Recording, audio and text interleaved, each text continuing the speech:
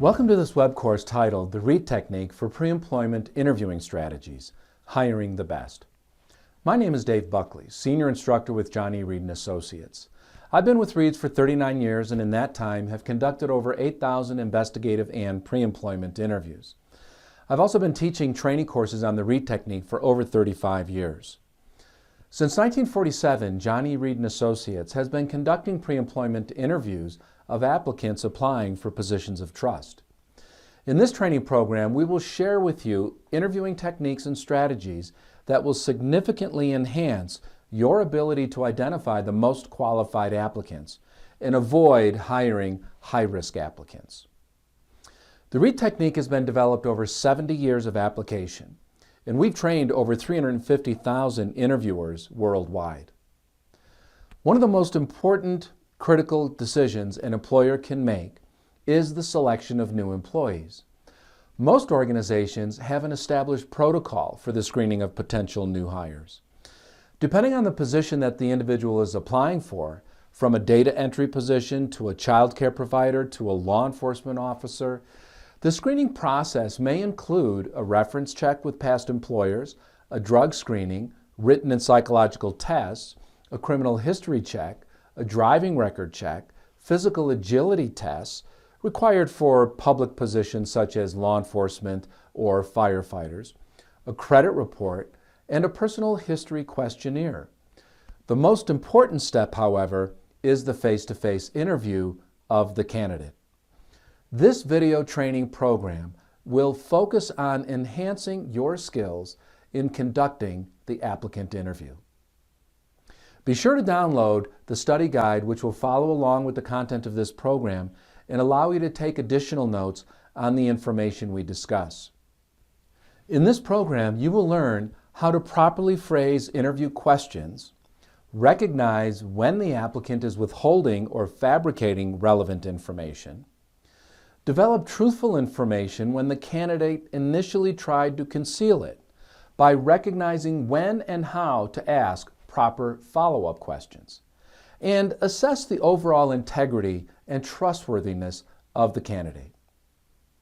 The goal of pre-employment screening is to develop information that will enhance the employer's base of knowledge to make an assessment of the applicant's skills, knowledge, and abilities to successfully perform the job tasks and requirements of the position sought.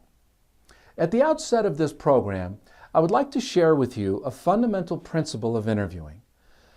Do not feed back to the applicant information they have provided on their employment application. The following example of two interviewers questioning the same applicant about their employment history illustrates the value of proper question phraseology. Interviewer number one. I see from your application that for the last several years you've worked for the ABC company. Is that right? Yes, that's right.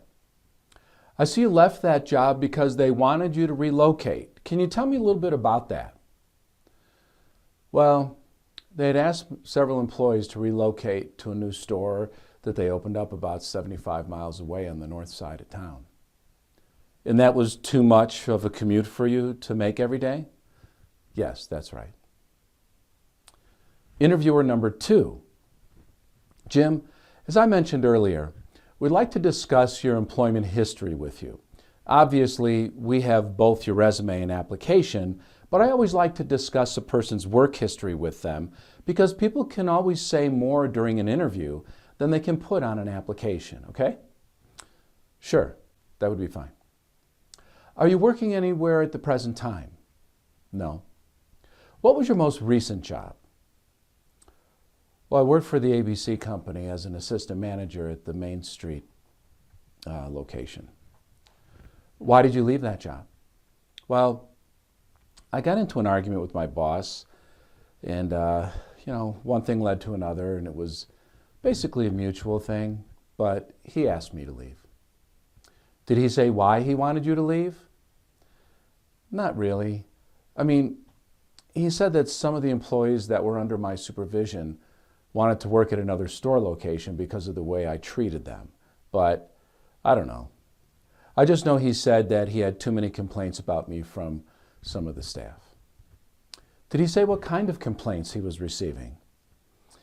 Not exactly. Well, I guess some of them were about the fact that I yelled at them in front of customers about their screw-ups. But it was my job to make sure everyone did what they were supposed to do. And if they couldn't do it, then I let them know about it in no uncertain terms. The above illustrates one of the most important strategies to employ in the interview of a potential new employee. Do not feed back to the applicant the information they provided on their application or resume. Instead, the interviewer should interview the applicant as though you know nothing about them and let them provide the information. As you can see from the second interview, by following this guideline, you'll be amazed at what you can learn. There are two categories of behavior an employer is interested in. The first could be called complex behaviors because they involve cognitive abilities such as decision-making capabilities, interpersonal communication skills, and the ability to apply technical knowledge. The second type of behaviors are called primary behaviors. These are attitudes and choices, such as believing that it is important to show up to work on time, or choosing not to pad expense vouchers, etc. While both types of behaviors are of interest to an employer, an applicant should not be hired if his primary behaviors present an unacceptable risk for the employer.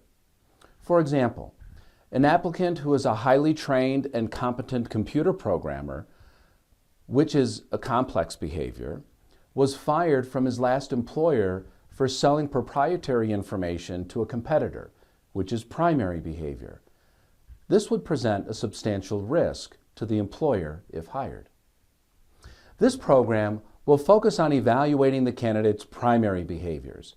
We have included an extensive list of questions designed to develop information about the applicant's complex behaviors in the accompanying study guide. Therefore, a fundamental goal of all pre-employment screening is to determine whether the applicant's primary behaviors are acceptable to the company. Some of the primary behaviors every employer should consider, regardless of the position being filled, include: will the applicant show up to work on time? Will the applicant miss an excessive number of days scheduled? Will the applicant remain employed for a reasonable period of time? Will the applicant follow company policies and regulations? Will the applicant's use of alcohol or illegal drugs affect job performance? Does the applicant have a propensity towards violent behavior? Is the applicant involved in present or recent criminal behavior? The best predictor of future behavior is an applicant's recent past behavior. Primary behaviors represent specific behavioral choices. When the behavior is repeated often enough, it becomes a predictable pattern. Thus, an applicant who has illegally used drugs during working hours on his last 2 jobs is likely to do it again. On the other hand, an applicant who has never used drugs illegally during working hours is unlikely to do so in the future. There are a number of traditional ways an employer can identify an applicant's recent past behaviors. While these methods can be beneficial, their value is limited. They cannot guarantee that the applicant has not engaged in the misconduct. A criminal record check may reveal past criminal convictions, but will not identify crimes for which the applicant was never caught. Drug screening tests may reveal recent use of illegal drugs, but many drug users abstain when job hunting. Recent employer references may reveal fabricated employers. However, past legitimate employers are unlikely to volunteer negative information about a former employee. Most employers will simply verify dates of employment and possibly the person's position. According to research conducted by the Society of Human Resource Management, over 53% of individuals seeking employment lie about their background and qualifications in some way. The most frequent representations are listing fraudulent degrees, altering employment dates, inflating salary claims, inaccurate job descriptions, and falsifying references. Consequently, one of the underlying objectives during pre-employment interviews is to determine the authenticity of the information the candidate has provided to your company in the application process. Here are some legal considerations. The information being sought during the selection process should be central to the hire, not hire decision, and should be performance related in that it is a bona fide occupational qualification, or a BFOQ, which means reasonably necessary to the safe and efficient operation of that particular business or enterprise. In addition to the characteristics protected under federal law, some states and municipalities have laws protecting individuals based on characteristics such as medical condition, military status, genetic predisposition, sickle cell anemia, credit rating, sexual orientation, domestic partnership status, and familial status. Many jurisdictions have adopted statutes that protect individuals based on gender identity. There is a trend at the state and local levels to protect prospective employees convicted of a crime from automatic disqualification during the selection process. These laws prevent an employer from requesting a prospective employee's criminal history information on an employment application. Some jurisdictions prohibit an employer from asking whether an applicant has been convicted of a crime until a specified point in the hiring cycle, for example, the interview stage or after a conditional job offer has been made. It is imperative that every person involved in an organization's selection process should be familiar with the applicable laws that govern screening and hiring of employees, and should check with and review all of their selection protocol and application and interview questions with the appropriate legal counsel. Process consistency. All interview questions must be job related and address what are called bona fide occupational qualifications. It is important that an employer's applicant screening process is applied consistently to everyone applying for a particular position. The same topical areas of questioning and screening steps should be utilized. For example, each applicant applying for a driving position with the company should be asked about their driving record, including license suspensions or revocations, accident or damage to the company vehicle while driving for a previous employer, etc. And a driving record check should be conducted with the appropriate state agencies. On the other hand, these inquiries would be inappropriate for an individual applying for a computer programmer position. Developing an interview strategy. Preliminary considerations. Before developing an interview strategy, the interviewer needs to be aware of some fundamental guidelines. These involve basic considerations such as interviewing environment, the interviewer's position in the chair, and note-taking. The interview room should afford a sense of privacy. Privacy is the single most important psychological factor contributing to an applicant's truthfulness during a pre-employment interview. If multiple interviewers are present, or the applicant is concerned that a third person may be able to overhear their answers, the quality and quantity of information from the interview may be greatly reduced. Therefore, the interview should be conducted behind a closed door, with only the interviewer and job applicant present. Some organizations may require a board or panel interview, but that should follow the initial one-on-one interview we are describing in this training program. The interviewer should position him or herself to eliminate or minimize barriers. An interviewing barrier is any object that separates the interviewer from the applicant, such as a desk or a table. Barriers serve as a psychological shield which the deceptive applicant can hide behind. In addition, they decrease the interviewer's ability to communicate effectively. The interviewer should position themselves squarely in front of the applicant. This frontally aligned posture sends a message of interest and attention. If an interviewer orients his body at an angle away from the applicant, it creates a psychological impression of distance.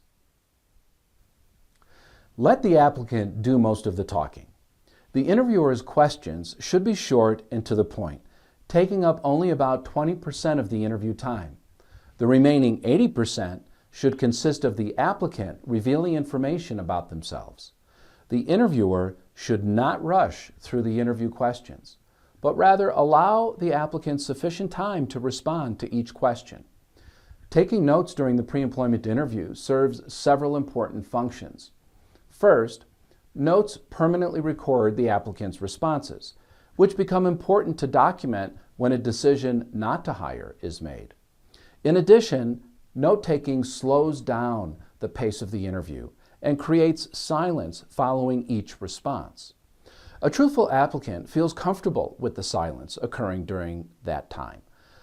However, a deceptive applicant may experience a need to fill the silence, perhaps volunteering significant information. It is important to establish a pattern of making a brief written note following most of the applicant's responses. Before writing, the interviewer should wait until the applicant has completely responded to the question, so the applicant will not attach undue significance to what the interviewer is writing. Taking notes while the applicant is talking sends the message that the interviewer is not interested in further information. Furthermore, you should maintain eye contact with the applicant during their responses. Following the response, you can jot down only the key elements of the applicant's response. Most responses to interview questions can be summarized in a few words. Avoid trying to write down a lengthy answer, word for word. There are 4 objectives for an effective pre-employment interview. 1. Create an environment conducive to truth-telling. 2. Develop a list of questions that will be asked of every applicant applying for the position. 3. Evaluate the applicant's verbal and nonverbal behavior for indications of editing, withholding, or fabricating relevant information. 4. Respond to the applicant's behavior by asking the appropriate follow-up and clarification questions.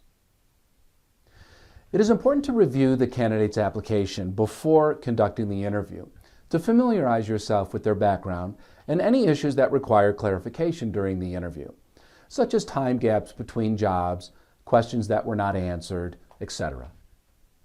Create an environment conducive to truth-telling. The introductory statement. A job applicant enters a pre-employment interview prepared to emphasize their strengths and minimize their weaknesses.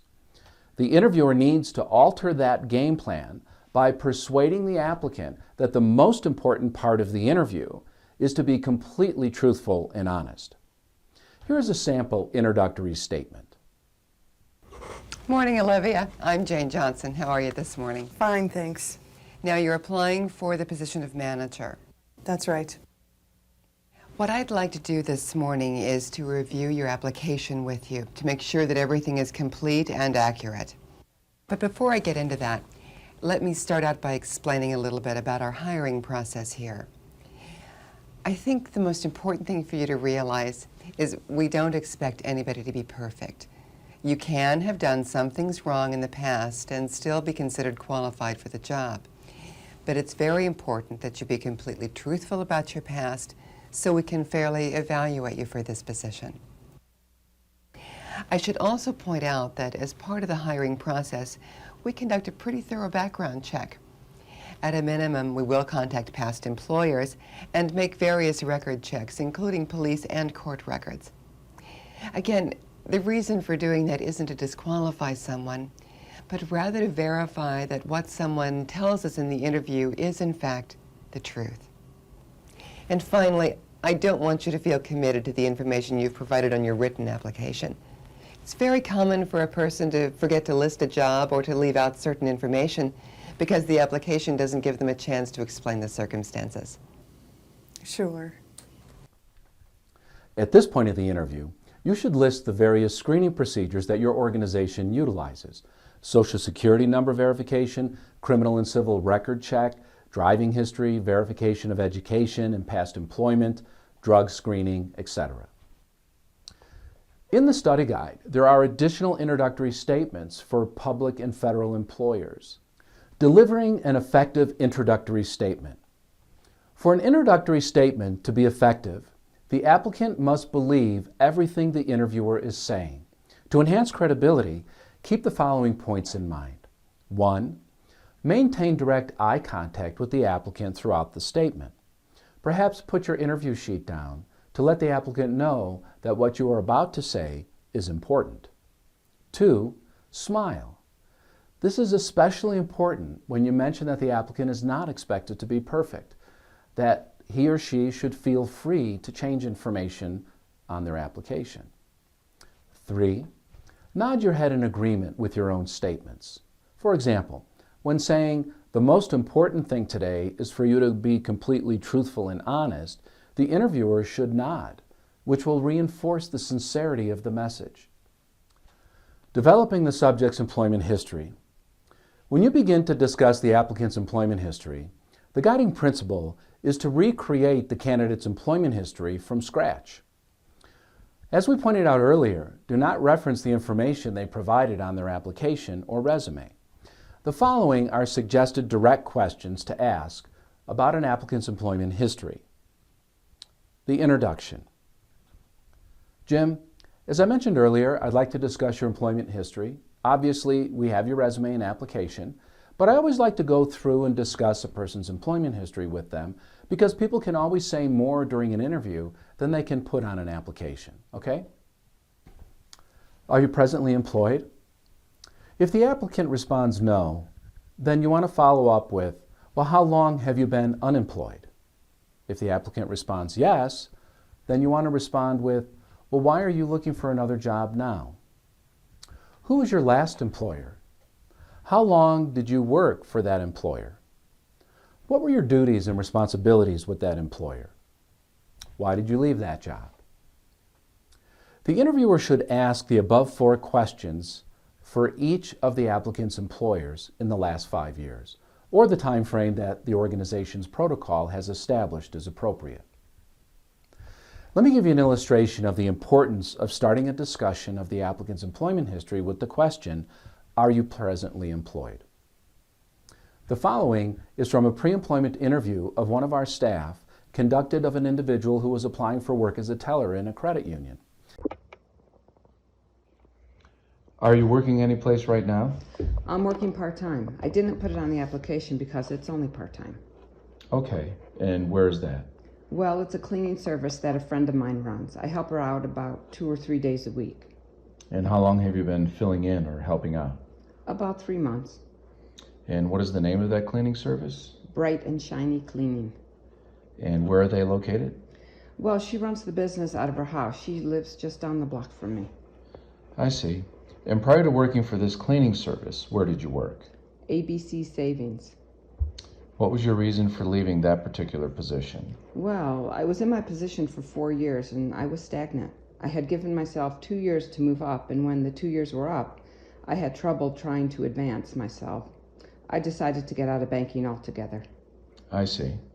I'm looking for a job full-time, but I helped my friend out with the cleaning service for some extra money. Now, prior to working for the ABC Savings, you worked at? Northeast Federal. I was a teller there, and I left because I got a better offer. I see. Did you have any other jobs, full or part-time, in the last 5 years besides what you've told me? No.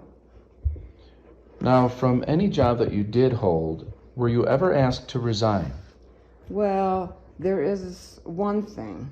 On my last job, I was planning on leaving, but I was discharged before I had a chance to leave. I don't like to put down that I was discharged because when people see that word, I'm not getting these jobs, and I know what kind of checking they can do on the phone, so I'm not putting that down. Okay, well, what was the reason that they gave you for the discharge? Misconduct. And what did they say the misconduct was? It was a policy that was never in writing and that I've been doing for several years, and they told me it was a violation of policy. And what was the policy that they said you violated? It was a utility account number that I would cash checks against if I didn't have money in my account. Like, if we were getting paid on Wednesdays and you had direct deposit, the money wouldn't get into your account until midnight Tuesday. So if I needed money in the meantime, I would cash a check against this dummy account, and when I had money in my account, I would eventually reimburse this other account.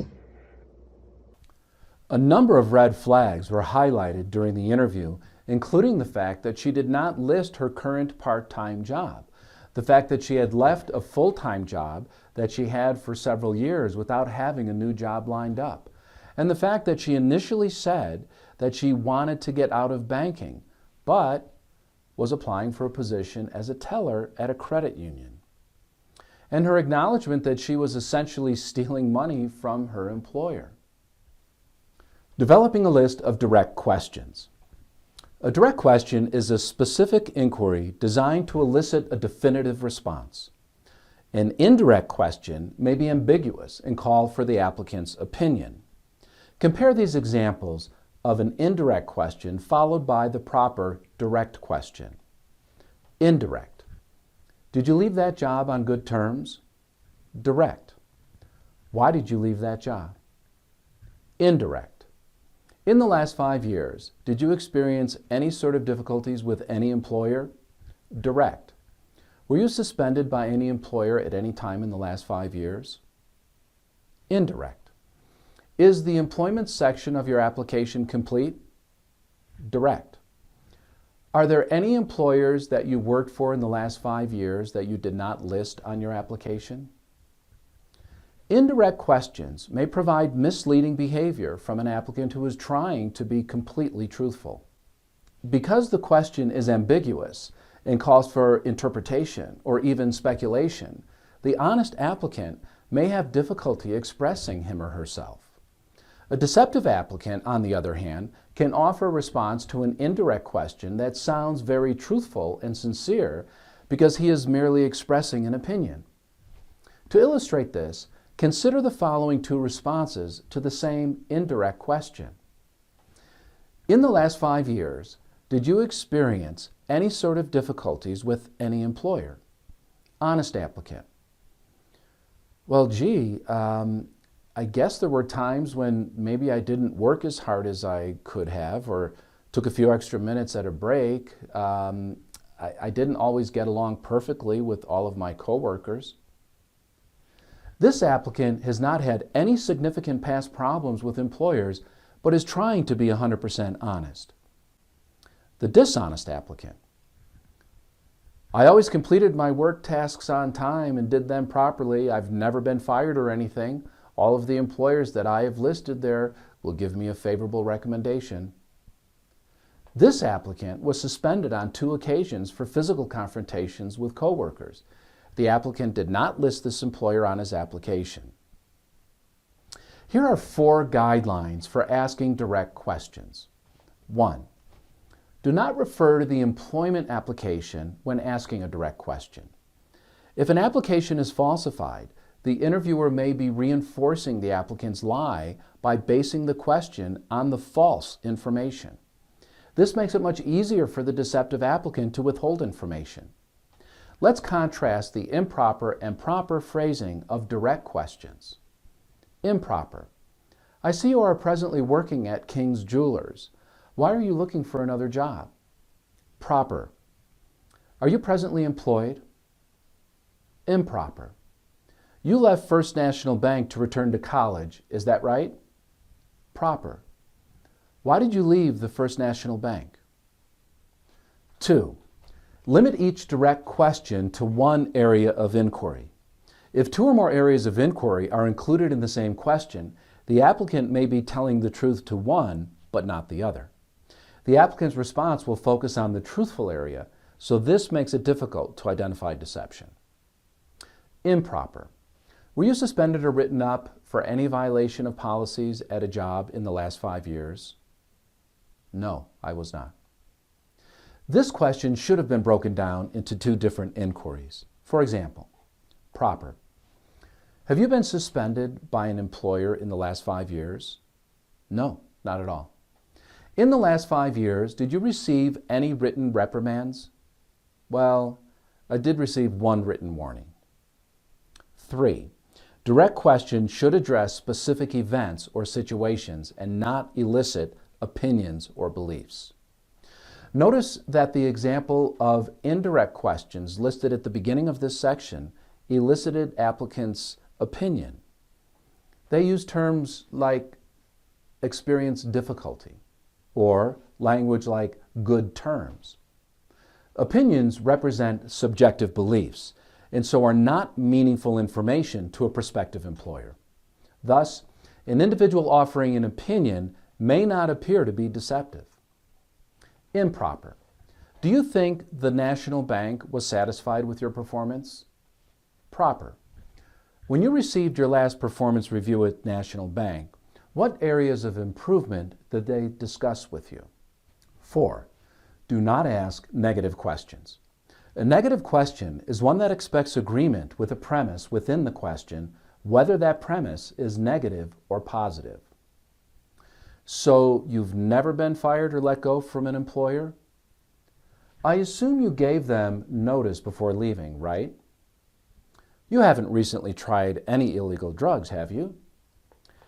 I imagine you're quite competent with word processing. Most negative questions are asked because the interviewer feels a need to summarize the applicant's position in a positive manner. In the last 5 years, have you been suspended from work at any of your jobs?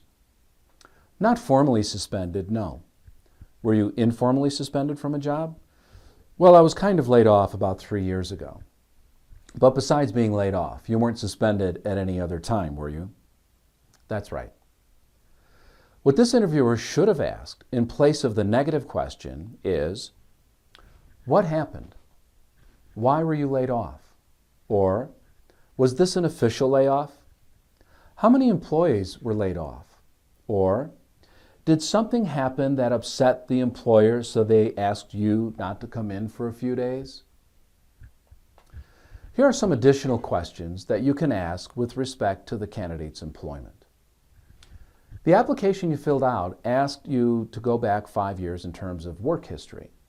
Are there any employers you've worked for in the last 5 years that you forgot to include in your application? If the applicant responds yes, then you want to elicit the full employment. In the last 5 years, have you been suspended by any employer? In the last 5 years, have you received any written reprimands at a job? In the last 5 years, were you disciplined by any employer in any way? Have you ever been asked to leave a job? Have you ever resigned from a job because you expected them to let you go? In the last 12 months, how many days did you report to work more than 15 minutes late without notifying the employer? If an applicant failed to list a previous employer, that job becomes doubly important to discuss in detail. The 3 most common reasons for omitting a job from an application are, number 1, the applicant was fired from the job. Number 2, the applicant engaged in acts of misconduct, theft, harassment, etc., during the employment. Or 3, the applicant legitimately did not believe the job was worth listing. In summary, the interview room should afford a sense of privacy where one person conducts the interview. The room should be arranged to avoid barriers between the interviewer and the applicant. The interviewer should take notes throughout the interview, summarizing the applicant's answer after the applicant has completely responded to the question. An introductory statement should be made to create an environment conducive to truth-telling. Do not refer to the information provided in the employment application when asking direct questions. Limit each direct question to a single area of inquiry. Do not ask negative questions. Phrase direct questions as specifically as possible. Formulate a list of direct questions that are asked of each and every applicant. Part 2. Evaluating the applicant's behavior. Introduction to behavior analysis. It is not uncommon for interviewers to rely on their instincts or experience to form gut-level impressions about a job applicant's truthfulness. Some people have developed almost a sixth sense in identifying deceptive responses. The purpose of training in behavior analysis is to increase an interviewer's confidence in making this critical assessment. This is accomplished by making objective assessments of specific behavioral cues and following basic guidelines in observing behavior. Behavior analysis is the systematic observation of a person's verbal and nonverbal behavior to questions asked during a structured interview. While there are no unique behaviors which are always associated with truthfulness or deception, there are fairly universal behaviors which indicate efforts to avoid or reduce stress during a response. These behaviors are collectively referred to as behavior symptoms. An introduction to behavior symptom analysis would not be complete without a brief discussion of factors which influences an interviewer's ability to accurately assess a job applicant's truthfulness. Previously, we discussed the importance of creating an interviewing environment which is conducive not only to truth-telling, but also to evaluating the applicant's behavior. We have also presented specific guidelines for asking direct questions. Clearly, the manner in which a question is asked can greatly affect the interviewer's ability to detect deception. However, one of the most critical factors influencing behavior analysis is the interviewer's expectations. If the interviewer expects that the applicant will tell the truth, that is exactly how the applicant will be perceived, even if the applicant displays obvious and blatant behavior symptoms of deception. In such situations, the interviewer mentally excuses the applicant's deceptive behavior as perhaps being caused by interviewing jitters or nervousness. However, it is important to realize that symptoms of nervousness or general apprehension should occur throughout the interview, not just on cue to specific questions. The effective interviewer must guard against wanting to believe everything the applicant says, and instead mentally approach each interview as if the applicant may withhold significant information. If the interviewer is actively aware of the possibility of deception, it will be much easier to recognize when it occurs. A distinction should be made between the way an interviewer mentally approaches the applicant and the interviewer's outward demeanor. Interview questions should never be asked in a challenging or judgmental manner. To do so puts the applicant on guard and will greatly decrease the amount of volunteered information. In addition, a truthful applicant who thinks the interviewer does not believe him or her may engage in misleading behavior symptoms, not as a result of deception, but because of the concern of not being believed. When an applicant's response appears deceptive, the interviewer needs to pursue the issue further in a non-challenging manner. As an example, consider the applicant who was asked the question, "Why did you leave that job?" "Well, I kind of quit there." It would be counterproductive to imply that the applicant was lying by saying something like, "Look, it's apparent you didn't just quit. What was the real reason you left that job?" Instead, the interviewer should consider asking any of the following questions. 1. Were there any other reasons you decided to leave that company? 2. When we contact that employer, what will they tell us was the reason for your leaving? Or 3. If you hadn't quit, do you think they would have asked you to leave? Principles of behavior analysis. Job applicants do not want to lie to you because deception causes anxiety and everyone wants to avoid anxiety.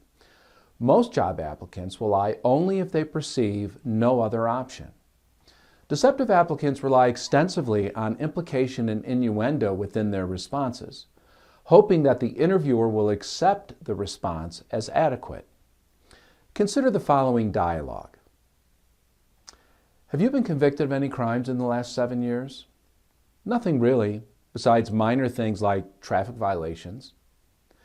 Notice that this applicant does not flatly deny being convicted of any crimes, as a truthful applicant with no criminal history would.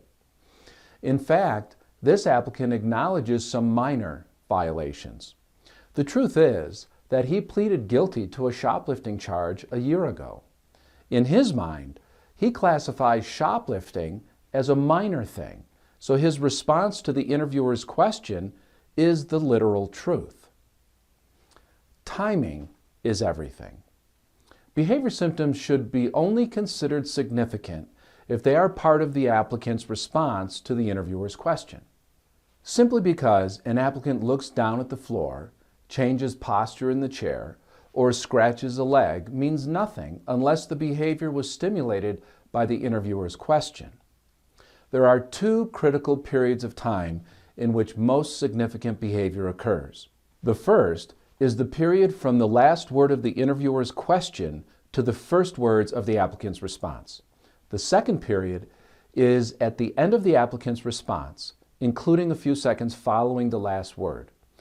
Significant behavior may occur during the response as well, but the critical periods are at the beginning and the end of the response. Consider the following responses to the question. In the last 5 years, have you received any written warnings or reprimands from an employer? Not really. Not really, no. In both of these instances, because the timing of the behavior occurred on cue to the response, the interviewer should suspect possible deception and ask the proper follow-up questions. Evaluate the behavior according to the content of the response. During a face-to-face interview, there can be a number of reasons why a truthful applicant would experience stress during a response to a question. For example, if an applicant acknowledges a previous criminal conviction, he may engage in stress-reducing behaviors when talking about the conviction, not because he's fabricating the conviction, but because he's embarrassed to discuss it. Therefore, when evaluating a job applicant's behavior symptoms, the interviewer must always take into consideration the content of the statement made during the behavior. On the other hand, consider the applicant who states, "I left that job because there was no room for growth." He made that statement while looking at the floor, crossing his legs, and dusting his pants. The content of this response does not explain the stress-reducing behavior. Therefore, the interviewer should strongly suspect that the applicant is withholding the true reason for leaving that job. Factors affecting the applicant's behavior.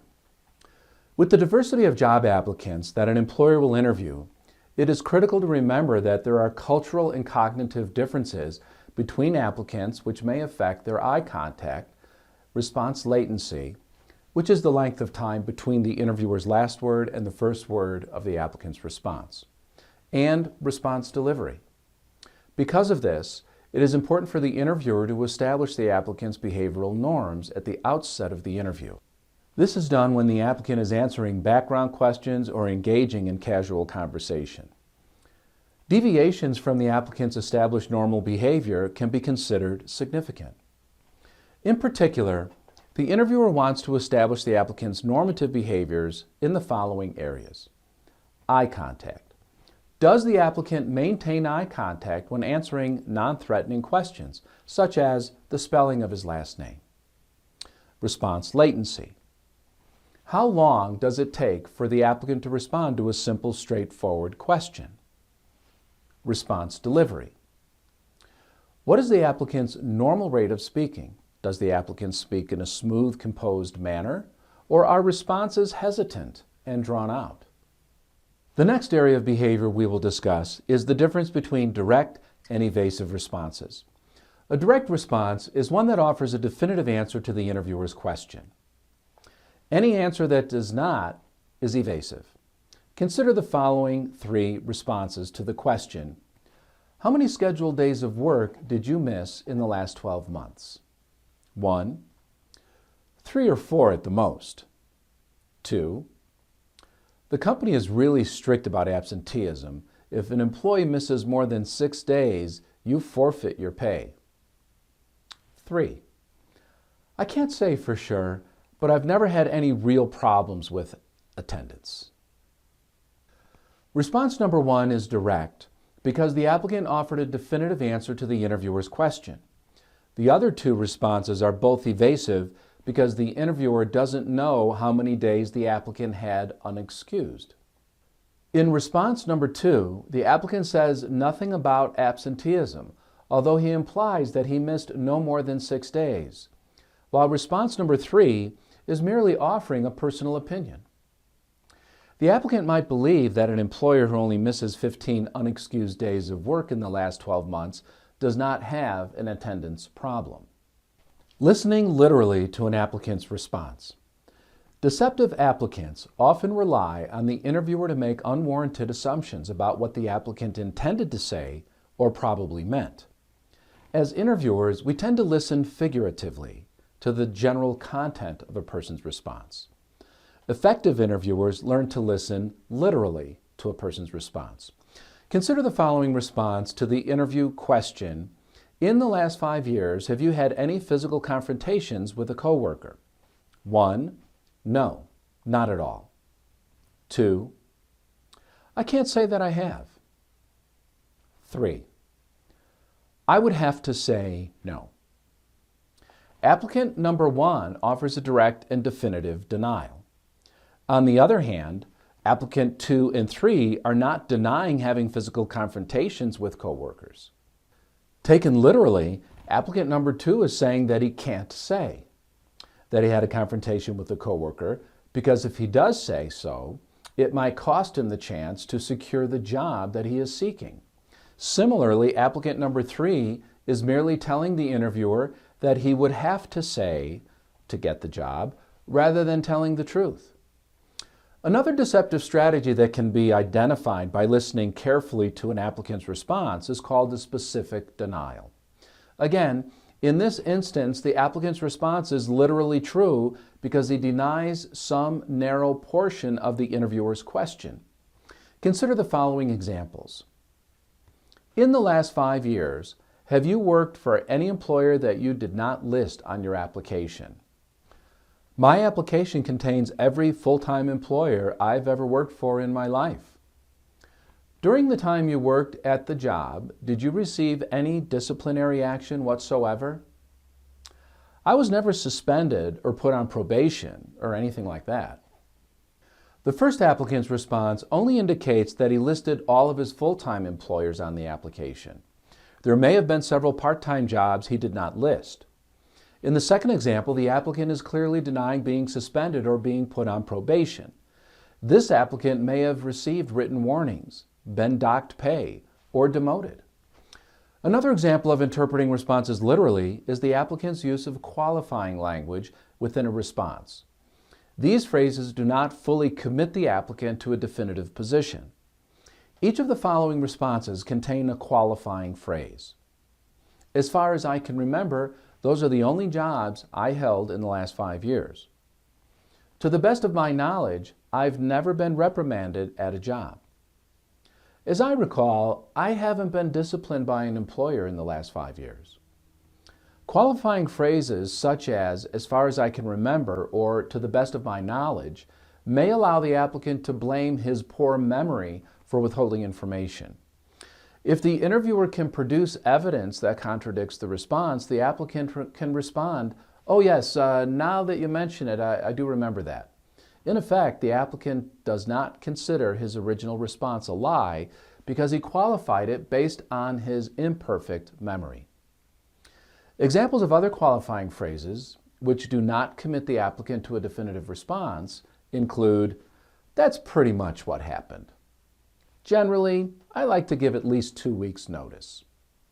"It's been quite a while since I've been to court on anything." Phrases like "quite a while," "not recently," "not often" are subject to the applicant's interpretation. For this reason, they are called judgment statements.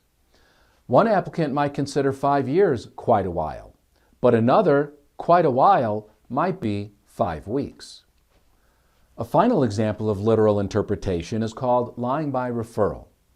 The applicant prefaces his response by referring to an earlier statement or document. As an illustration, consider an applicant who submitted an application listing reason for leaving general manufacturing as "for a better position." In truth, he was fired from general manufacturing for violating policies. During the interview, this applicant is asked, "Why did you leave general manufacturing?" And he responds, As I indicated on my application, I left that job for a better position. Even though the applicant did not tell the interviewer the true reason for leaving his job, he also did not lie in his response. If his response is interpreted literally, all the applicant is telling the interviewer is what he put down on his application. What the applicant failed to mention, of course, is that the application was falsified. Applicants who lie by referral do not want to lie twice about something.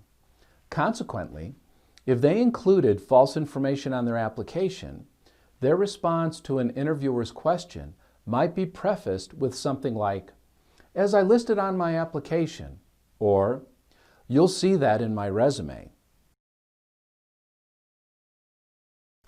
If an applicant is going through a second interview, lying by referral may take on the following form: "As I mentioned during my last interview," or "As I told the other interviewer." Truthful applicants have no reason to respond indirectly in this manner.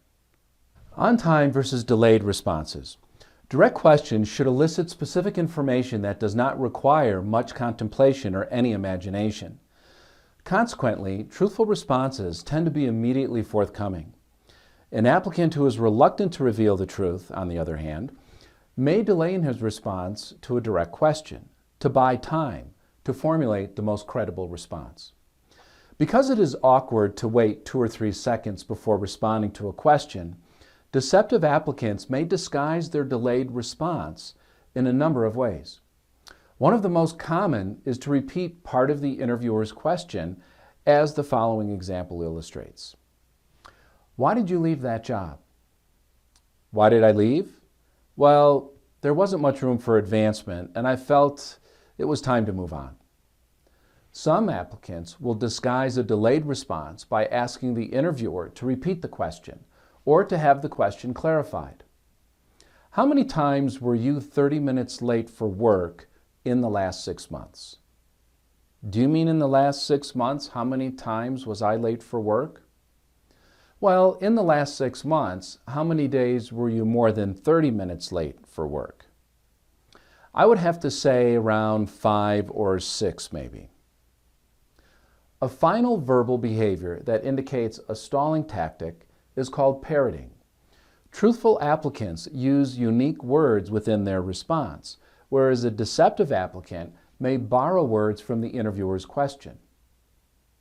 Are there any jobs that you've had in the last 5 years that you forgot to list on your application?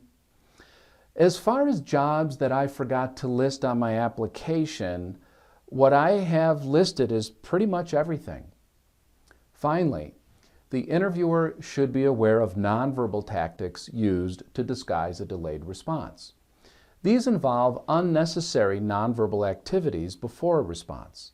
Examples include such things as changing posture in the chair, pulling up a sock, or cleaning and adjusting glasses. Direct eye contact versus breaks in eye contact. In Western culture, direct eye contact is associated with confidence, openness, and candor. An applicant who knows that his verbal response is less than candid does not want to increase his anxiety by maintaining eye contact with the interviewer. Because of this, an applicant may break gaze or look away from the interviewer during his response. In particular, the interviewer should observe whether or not the applicant breaks eye contact during the first few words of his response, as well as the last few words of the response. Deceptive applicants may engage in particular behaviors to disguise break of gaze, similar to disguising delayed responses. Some nonverbal behaviors which give the applicant a reason not to look at the interviewer include rubbing the eyes or forehead, adjusting jewelry, inspecting fingernails, or picking lint from their clothing. Because these latter activities require hand-eye coordination, the applicant must look at his hands rather than the interviewer. It should be noted that there are some non-deceptive reasons for an applicant to break gaze. The most common of these is while thinking, such as trying to recall a specific date or mentally searching for the right words to describe something. As the following example illustrates, an applicant who breaks gaze when formulating a response to this type of question should not be considered deceptive. How much notice did you give that employer when you learned they were going to file for bankruptcy? Oh, not very much at all. I think my last day of work was Friday. I'm pretty sure that all of the employees heard about the possible bankruptcy just a day or two before that. Spontaneous versus guarded delivery. Truthful applicants offer longer and more complete responses to interview questions than deceptive applicants do. The deceptive applicant does not want to volunteer any more information than what the question called for. Applicants who use a minimum number of words during their response may be exhibiting guarded behavior. Response delivery refers to the rate, clarity, and composition of a response. A truthful response is spontaneous. The applicant will offer thoughts fluidly as they occur to him.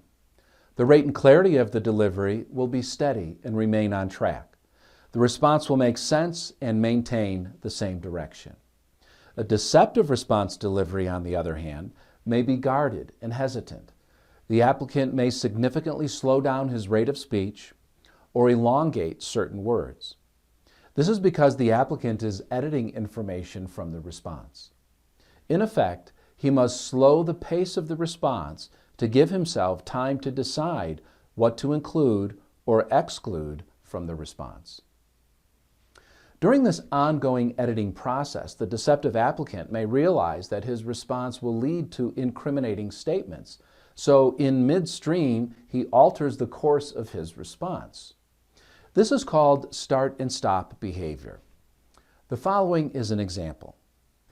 Why did you decide to leave that job?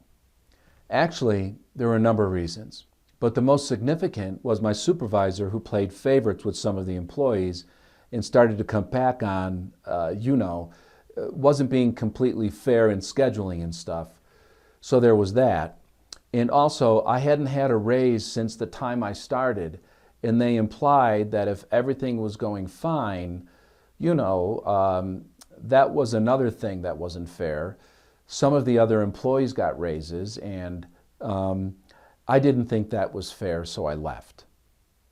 The italicized words in this response indicate two areas where the applicant changed the course of his response. The first one, the applicant was going to say that the supervisor cut back on his hours, but that would have opened the door for questions about why his hours were being cut back. In the second instance, the applicant started to say, if everything was going fine with me, but realized that the interviewer would then know that he was denied a raise because he was not performing well. Another related behavior is a rehearsed response. A rehearsed answer is not spontaneous and may indicate that incriminating information was carefully edited from the response. One behavior associated with the rehearsed response is called listing. The applicant offers a list of reasons that are numbered or lettered. In mentally preparing for the interview, the applicant anticipates questions about a sensitive area and formulates credible responses. When the question is finally asked during the interview, these rehearsed responses surface as a list. The following example is typical of listing.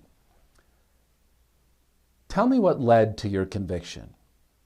Well, first of all, at that time of my life, I was hanging around with a different crowd, and this guy talked me into going along with him. Right now, I don't associate with him at all. Second, he didn't tell me that the car was stolen or where it came from. Third, because I was a passenger and not the driver, I couldn't control the fact that he tried to run from the police. What really led to this applicant's conviction was that he and a friend saw a woman go into a grocery store and leave her car running. The applicant and his friend stole the vehicle and went on a joyride. The applicant's friend was driving. When the police tried to pull the car over, they tried to outrun the police. The applicant is telling the truth about not associating with this friend now because the friend is currently serving 9 months in jail. The applicant also told the truth when he said that his friend never told him that the car was stolen. because there was no reason for that discussion. Another symptom of rehearsed responses is the use of catchphrases. Examples include a team player, empowered, sensitive to customer needs, marketing awareness, progressive, upward bound, etc. These catchphrases are commonly used for advertising a position and in describing job responsibilities. However, when an applicant uses these same phrases during a response, the interviewer should become suspicious that the applicant is saying what he believes the interviewer wants to hear. The response lacks spontaneity or original thinking. When an applicant uses such catchphrases, the interviewer should have the applicant explain what the concept means to him. For example, I'm very sensitive to customer needs and have a good understanding of marketing awareness. Can you give me an example of what you mean by sensitive to customer needs? Well, understanding that the customer is interested in buying stuff from the store. A final type of rehearsed response is called non-contracted denials. In everyday speech, it is common to use contractions. I didn't, I don't, I wasn't. However, when a job applicant mentally rehearses a response to an anticipated question, it may be rehearsed in a non-contracted manner. For example, when preparing for an interview, an applicant might think, if she asked me if I was fired from that job, I'm going to say that I was not. Because the applicant has mentally rehearsed the response in this manner, it comes out during the interview as a non-contracted denial. Were you asked to leave that job? No, I was not. It should be made clear that behaviors indicating a rehearsed response do not always mean that the applicant is withholding information. After all, qualified and honest applicants also mentally prepare for an interview. However, the interviewer should be alert for these behaviors and recognize that they may indicate a response that is not spontaneous. In summary, behavior analysis relies on objective assessments of an applicant's verbal and nonverbal behavior and applying specific guidelines in making evaluations. There are no unique behaviors always associated with truthfulness or deception. Consider the timing of the applicant's behavior. Did the interviewer's question cause the behavior symptoms? Consider the content of the applicant's response. Embarrassment, uncertainty, or deception all can trigger stress-related behavior. Establish the applicant's normative behaviors, in particular the applicant's level of eye contact, response latency, and response delivery. Truthful applicants respond directly to the interviewer's question. Deceptive applicants may evade the question. Learn to listen to responses literally. Deceptive applicants rely on the interviewer to make unwarranted assumptions. Truthful applicants respond without any hesitation to direct questions, whereas deceptive applicants may delay in their response. Truthful applicants maintain normal eye contact when responding to a direct question, whereas deceptive applicants may look away from the interviewer, especially during the first few words or last few words of a response. Truthful responses are spontaneous and even flowing. Deceptive responses may be slowed down or contain elongated words because the applicant is editing information before speaking. Asking follow-up questions. Underlying principles. Applying the principles in the last section, an applicant's behavioral response to most direct questions can be classified as suggestive of either truthfulness or possible deception. When the response appears to be truthful, the interviewer simply goes on to the next direct question. On the other hand, when the response may indicate deception, the interviewer needs to ask follow-up questions to resolve the issue. While direct questions are the same for each applicant, follow-up questions must be customized, depending on the applicant's response. Because of this, selecting the right follow-up question is the most difficult part of the interviewing process. If the right follow-up question is asked, the interviewer elicits meaningful information. However, Asking the wrong follow-up question may compel the applicant to make a denial, and the interviewer is left wondering what the applicant may be withholding. Follow-up questions can be roughly divided into 3 different categories. Probing questions. Probing questions are asked to clarify an ambiguous response or simply to elicit more information within a particular area. In addition, probing questions allow the interviewer to further evaluate the applicant's behavioral response to a direct question. Assumptive questions. Assumptive questions contain an assumption which the applicant is expected to agree with, such as, "So then you were actually dismissed by that employer." These questions are used to confirm information in a way that makes it easy as possible for the applicant to offer an admission against their own self-interest. Corroborative questions. Corroborative questions are asked to elicit further details of an admission.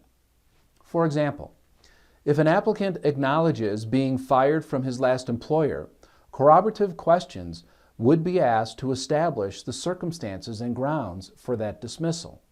Probing follow-up questions. Of the 3 types of follow-up questions, probing questions are the most difficult to learn because so many possible responses to a direct question would require clarification.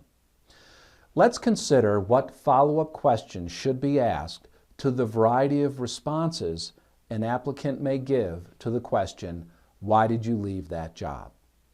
The simple response, "I quit," is evasive because the applicant failed to indicate why he quit.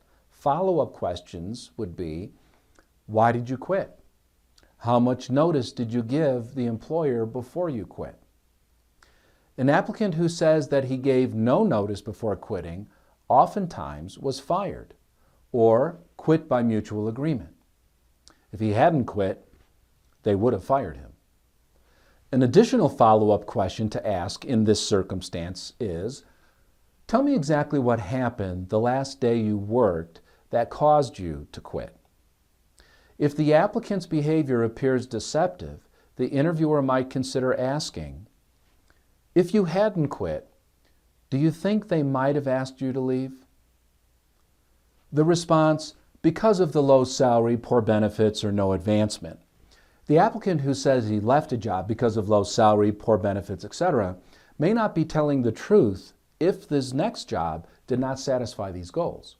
In addition, because his response is merely offering an opinion, the applicant believes the salary is too low, the interviewer should always follow up this sort of response by asking, "Besides the low salary, why else did you decide to leave that employer?"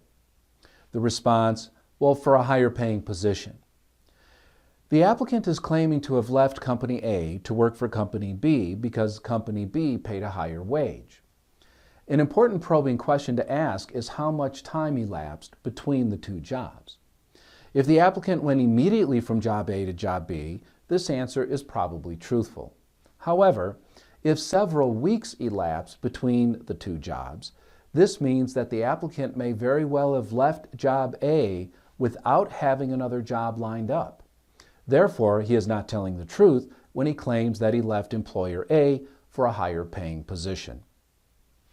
The response, "I was laid off." Being laid off from a job can be a legitimate reason for leaving a job. However, many applicants who are fired may also claim to have been laid off. One way to test the legitimacy of this response is to ask whether other employees were laid off around the same time the applicant was. If this was the case, it offers support for the applicant's reason for leaving. However, if the applicant was the only person laid off, or if he had seniority over other employees who were not laid off, this response needs to be pursued. When we contact that employer, will he say that you left for a reason other than being laid off? The response, "Well, it was a temporary, seasonal position." If an applicant worked in a temporary position, the employer will generally define the specific dates of employment. For example, someone hired for Christmas help may be told that the job will end on December 30th. An applicant who left a temporary assignment before the specified date obviously had a problem. What is more common, however, is for an applicant to claim that the employment was temporary or seasonal when in fact it was not. In this case, the applicant's departure will generally not coincide with the logical ending of the assignment, as the following example illustrates. Why did you leave Larry's resort? Well, it was seasonal, for the summer, you know. So when you accepted the position, what leaving date did they give you? They didn't really say, but it was kind of understood that it would just, be for the tourist season. Now, you left them in the middle of July. Is that the end of tourist season? Well, I kind of had a problem with my supervisor. She's a real nice lady, but sometimes she's unrealistic about, the amount of work I can do. Did she ask you to leave? She told me not to come to work, and I said fine. Assumptive follow-up questions. Assumptive questions are phrased in such a way that the applicant is expected to respond affirmatively. These questions are used to confirm the interviewer's suspicion that the applicant has engaged in a particular behavior. The principle of asking assumptive questions is very simple. It is psychologically much easier for an applicant to offer an admission against his own self-interest by agreeing with something rather than acknowledging it outright. However, assumptive questions should only be asked when the applicant's behavior clearly indicates that he has some information to offer about a particular area, as the following example illustrates. In the last 7 years, have you been convicted of any crime? Nothing serious. Other than traffic violations, what have you been convicted of in the last 7 years? Assumptive questions can also be used to elicit information more efficiently, as the following example illustrates. How long did you work at that job? It wasn't a real long time, maybe 12 weeks. Why did you leave that job? Why did I leave? Well, things weren't working out there. What wasn't working out? I didn't really get along well with my supervisor, and I had some problems with a coworker. Tell me about the problems you had with the coworker. Well, this coworker is the supervisor's best friend, and he was treated better than the rest of us. I complained about unfair treatment, and that led to some problems. Did they ask you to leave that job? Yeah, but I was ready to quit anyway. This applicant is obviously very guarded and evasive. By asking enough probing questions, the interviewer would have eventually learned that the applicant was fired. But this may have taken some time. By asking the assumptive question, the interviewer elicited the relevant information immediately. Corroborative follow-up questions. When an applicant acknowledges some act of wrongdoing or an admission against self-interest, this is only the first step in identifying a past behavioral problem. In other words, if an applicant says he was suspended from a job, it is not the act of being suspended that might make him an employment risk. It is what the applicant did that caused him to be suspended that is important to evaluate.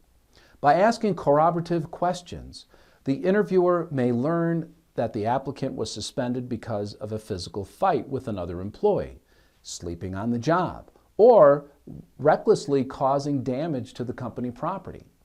The interviewer needs to elicit such behavior patterns because the applicant is likely to engage in the same type of behavior in the future.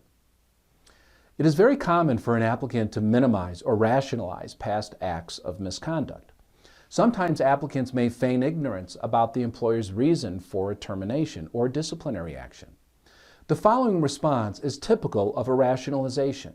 The applicant was caught in a violation, but he refers to it as mix-up. Have you been suspended from a job in the last 5 years for any reason? I was suspended one time because of a mix-up with cards. While this applicant has acknowledged being suspended, the interviewer needs to ask corroborative questions to elicit the relevant details of the suspension. Whenever an applicant makes a relevant admission, the interviewer should ask the following 3 questions. 1, what actually happened? 2, what was your involvement? 3, how many other times were you involved in this type of behavior? The following dialogue illustrates how this interviewer developed answers by asking follow-up questions. Tell me what happened. Well, the company claimed that another employee punched my time card, and because of that, I was suspended. Did this other employee punch your time card? Yes, but it was kind of like a mix-up on his part. Were you present at work when he punched your time card? Well, no, I don't believe so. So you left work for a period of time and your friend punched your time card for you? I guess. How long were you gone from work before he punched your time card? I don't know, maybe a couple of hours. So the employer suspended you for submitting hours that you did not work. Yeah. Now you worked for that employer for almost 3 years. During that period, how many times would you estimate that a friend punched your time card for you? I don't know, the whole 3 years? Maybe 10 or 15 times. How long were you suspended on this particular occasion? A few days. How many times in all were you suspended from that job? 2 or 3 other times. As a second example of asking probing, assumptive, and cooperative questions, consider an applicant who has falsified his level of education. What is the highest level of education you completed? As I indicated on my application, 16 years. What school did you attend? Parkside University. Did you graduate from that program? Did I graduate? Well, I took all of the required courses for a major in economics. But you didn't actually graduate. No, I didn't. What length of time did you attend Parkside? For about 2 years. Were you a full-time student during these 2 years? I took about 16 credits a semester. Now, I also took courses at Lakeside Community College for 3 years, and many of those credits transferred to Parkside. How many credits short are you of obtaining a bachelor's degree? I need a statistics course. At any time, did you drop out of any courses? Yeah, statistics. I'm not real strong in math, and I started that course twice but wasn't able to do well enough to pass. On your application, you indicated that you have a bachelor's degree. Would it be more accurate to state that you are close to obtaining a degree? Yeah, I guess so. The following are suggested corroborating questions when an applicant admits questionable past behavior. 1. Corroborating jobs not listed on the application. How long did you work at that job? Why did you leave that job? What other jobs have you held in the last 5 years that you forgot to include on your application? Why didn't you list these jobs on your application? 2. Corroborating a termination. Why did they ask you to leave that company? What grounds did they offer for your termination?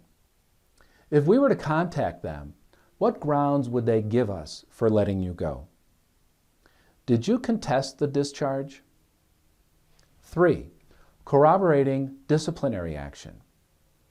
Why were you suspended or written up? Did you engage in the behavior that they had accused you of? How many times in all did you engage in that behavior? How many times in all were you suspended? 4. Corroborating criminal conviction. Specifically, what were you convicted of? How did you plead in court? When did you receive this conviction? What was the penalty or fine for this conviction? Can you tell me the circumstances surrounding your involvement in whatever the behavior was that they were convicted?